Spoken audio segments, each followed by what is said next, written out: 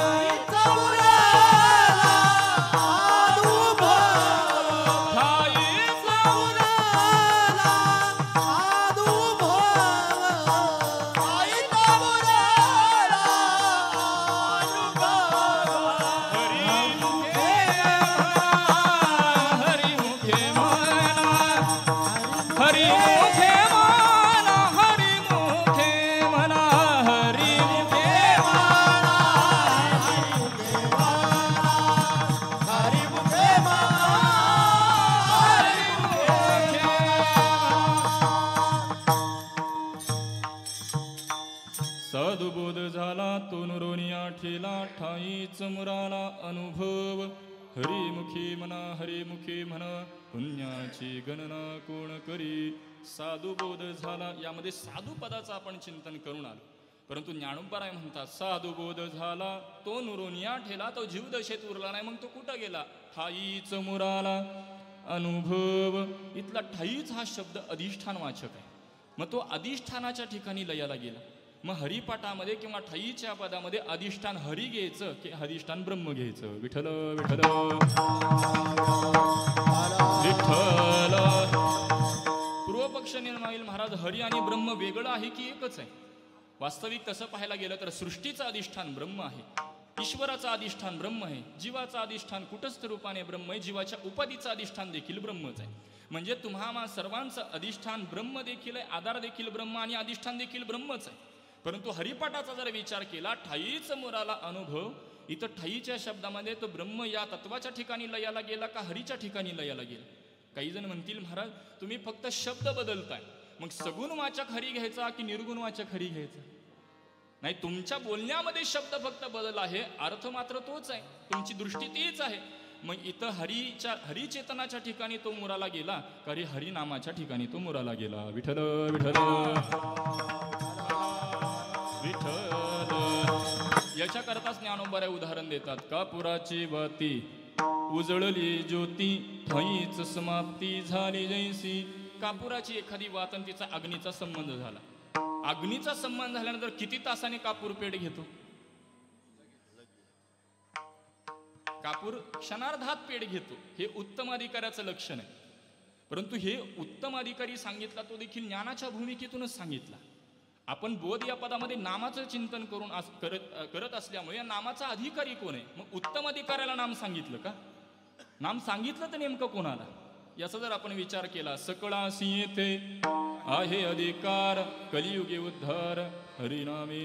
किंवा सर्वांच्या परिचयाचं जर प्रमाण पाहिलं गेलं, या रे लहान थोर,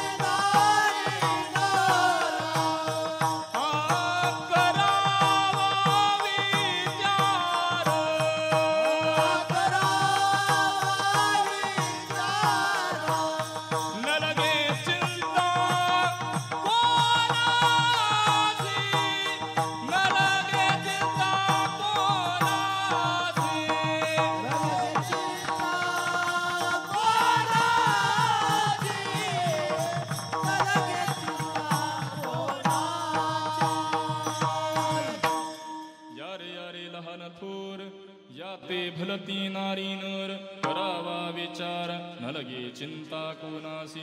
महाराज म्हणतात सकळासी येथे, सकळ या शब्दामध्ये कोण? या रे लहान थोर, या ते भलती नारी नर करावा विचार न लगे चिंता कोणासी. लहान थोर पुरुष स्त्री याचा कोणतंही बंधन घातलं नाही. म्हणजे सगळ्यांना अधिकार आहे नामाचा, परंतु घेतो कोण महाराज? माझा पूर्वपक्ष लक्षात येतो का पहा? नामाचा अधिकार सर्वांना आहे, सकळासी येथे आहे अधिकार, परंतु घेतो कोण? जो घेतो तोच अधिकारी आहे. म्हणून तर महाराज म्हणतात, तुका म्हणे सोपे आहे सर्वाहुनी. पुढं पद वापरतात, शहाणा तो हा दर्शक सर्वनाम आहे. अंगुली निर्देश केला, तो शहाणा आहे आणि तोच अधिकारी आहे. माफी मागून बोलतो, माझा काही ती उपदेश करण्याचा तेवढी काही योग्यता नाही, परंतु चिंतन पटवून देण्याकरता उदाहरण देतो. शहाणा म्हणतात, परंतु सध्याचा प्रवाह पाहिला आपण, मी किती शहाणे हे समाजाला पटवून सांगतो. मला सांगा, आपण स्वतःला शहाणं म्हणावं की जगाने आपल्याला शहाणं म्हणावं? कशी पद्धत आहे? जगाने म्हणावं. जगाने म्हणताना 100 वेड्यांनी शहाणं म्हणावं का एका शहाण्याने शहाणं म्हणावं? विठ्ठल विठ्ठल. मी नाही बोलत, शास्त्रकार बोलतात. संपूर्ण कुंभो न करोति शब्दम अर्धो घटो घोषमुपैति नूनम विद्वान कुलीनो न करोति गर्वम जल्पंती मूढांस्तु गुणेर्विहीना. संपूर्ण कुंभो न करोति शब्दम. उदाहरण देतात शास्त्रकार. पूर्वी पहा, घागरीने पाणी वाहण्याची पद्धत होती. ज्यावेळेला घागर संपूर्ण कुंभो न करोति शब्दम, घागर संपूर्ण पाण्याने भरलीये, त्यावेळेला ती आवाज करते का? खळखळ खळखळ आवाज नाही करत. परंतु अर्धो घटो घोषमुपैति नूनम, ज्यावेळेला घागर अर्धवट भरते त्यावेळेला ती खळखळ आवाज करते. तद्वत अर्धवट ज्ञान बडबड करतं, पूर्ण झाल्यावर होत नाही. विठ्ठल विठ्ठल विठ्ठल.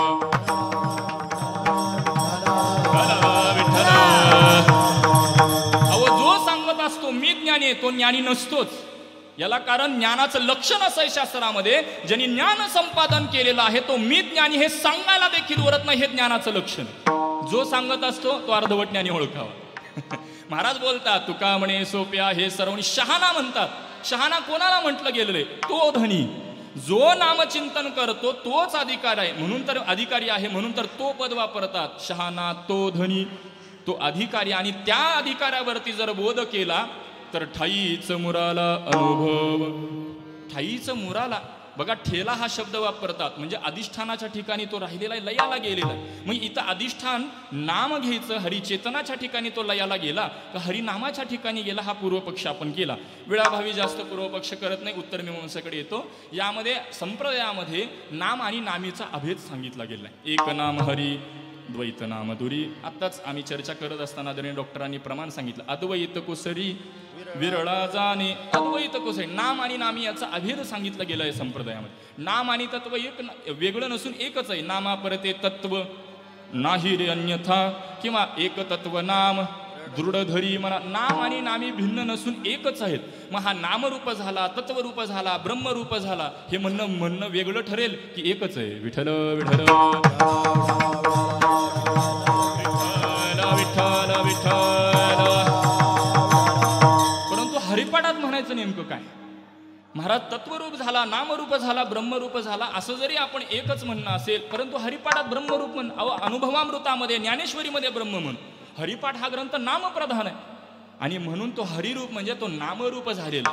आणि म्हणून तो अधिष्ठान म्हणजे इथं काय तर नाम आहे, म्हणजे अधिष्ठानाच्या ठिकाणी, म्हणजे तो साधनही नाम आहे, साध्यही नाम आहे, नवे नवे अधिष्ठान देखील आहे. कारण साध्य म्हटलं की आपण त्याच्याकडे निघालो, अधिष्ठानाच्या ठिकाणी तो मुरतो.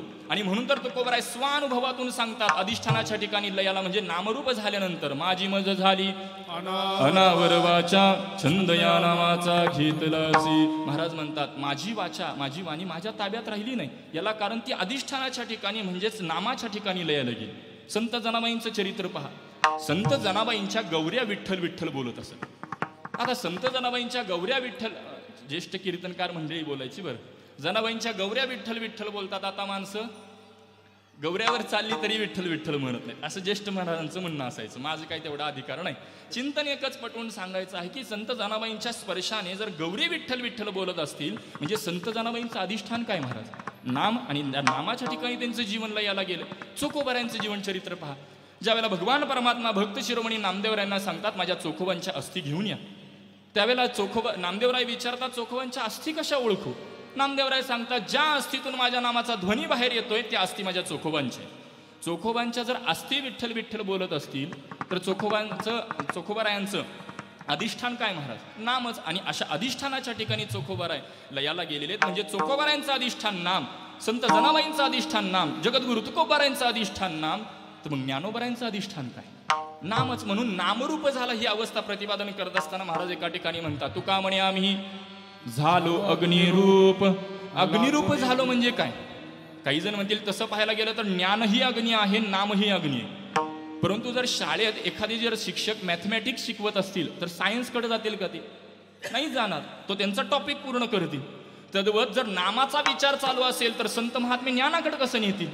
संत महात्म्यांच्या बोलण्यामध्ये उपक्रम उपसंहार हा एकच असतो. श्रुती षडलिंगामध्ये वेदांतामध्ये उपक्रम उपसंहार, अभ्यास, अपूर्वता, फल, अर्थवाद आणि उपपत्ती सांगितलं गेलेलं आहे श्रवणाकरता. त्यामध्ये उपक्रम उपसंहार, उपक्रम म्हणजे सुरुवात आणि उपसंहार म्हणजे शेवट. आता तुका म्हणे आम्ही झालो अग्निरूप हे शेवटचं चरण आहे. या अभंगाचं जर पहिलं चरण पाहिलं, सदा नाम घोष करू हरी कथा तेने सदा चित्ता समाधान. पहिल्या चरणामध्ये जर जगद्गुरु तुकोबाराय सदा नामघोष, नामाचं जर चिंतन सांगत असतील तर तुका म्हणे आम्ही झालो अग्निरूप. अग्निरूप झालं म्हणजे हा नामरूप झाला की ज्ञानरूप घ्यायचं. संतांच्या बोलण्यामध्ये उपक्रम उपसंहार एकच असतो. जर पहिल्या चरणात नाम सांगत असतील तर हा अग्निरूप झाला म्हणजे काय, तर नामरूप झालेला. बरं महाराज, नामरूप झालं आम्ही मान्य करू, पण मगाशी तुम्ही नामाचं एक प्रयोजन सांगत असताना म्हटलं अनंत जन्मोनी पुण्य होय हरि उच्चार आणि अनंत पापराशी जातील लया शिक्षण मात्र. पापाची निवृत्ती, पुण्याची प्राप्ती सांगितली.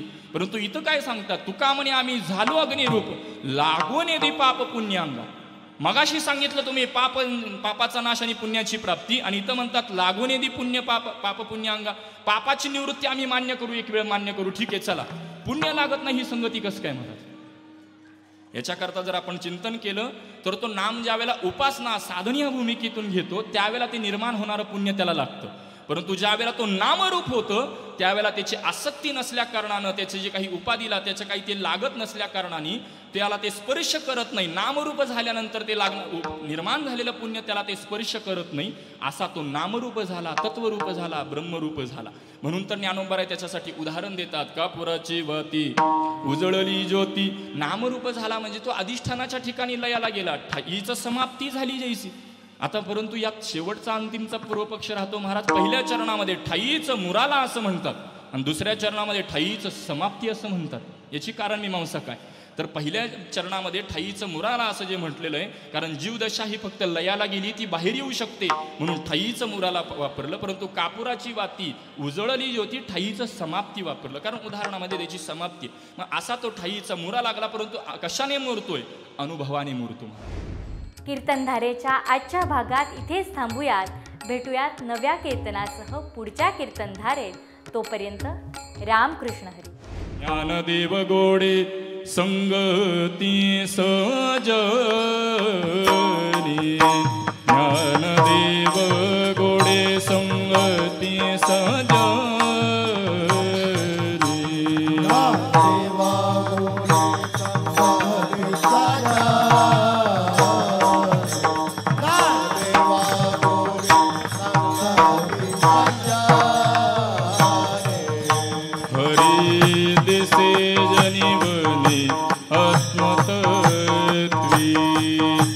आत्मतत्वी